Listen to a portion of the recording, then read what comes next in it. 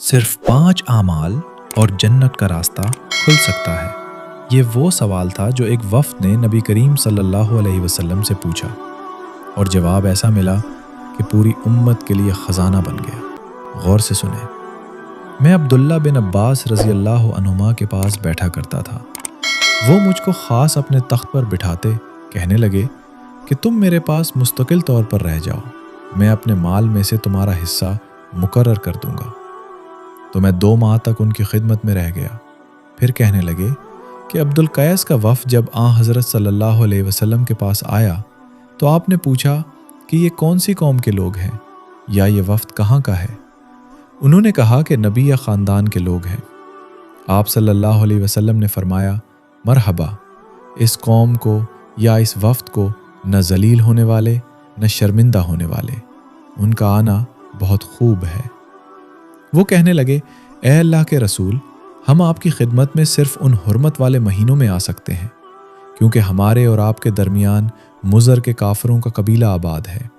بس آپ ہم کو ایک ایسی قطعی بات بتلا دیجئے جس کی خبر ہم اپنے پچھلے لوگوں کو بھی کر دیں جو یہاں نہیں آئے، اور اس پر عمل درآمد کر کے ہم جنت میں داخل ہو جائیں۔ اور انہوں نے آپ سے اپنے برتنوں کے بارے میں بھی پوچھا۔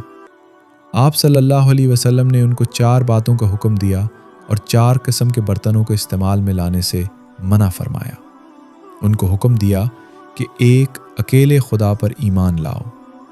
پھر آپ صلی اللہ علیہ وسلم نے پوچھا کہ جانتے ہو ایک اکیلے خدا پر ایمان لانے کا مطلب کیا ہے؟ انہوں نے کہا کہ اللہ اور اس کے رسول ہی کو معلوم ہے۔ آپ نے فرمایا کہ اس بات کی گواہی دینا کہ اللہ کے سوا کوئی معبود نہیں، اور یہ کہ حضرت محمد صلی اللہ علیہ وسلم اس کے سچے رسول ہیں، اور نماز قائم کرنا اور زکوٰۃ ادا کرنا اور رمضان کے روزے رکھنا اور مال غنیمت سے جو ملے اس کا 5واں حصہ مسلمانوں کے بیت المال میں داخل کرنا، اور 4 برتنوں کے استعمال سے۔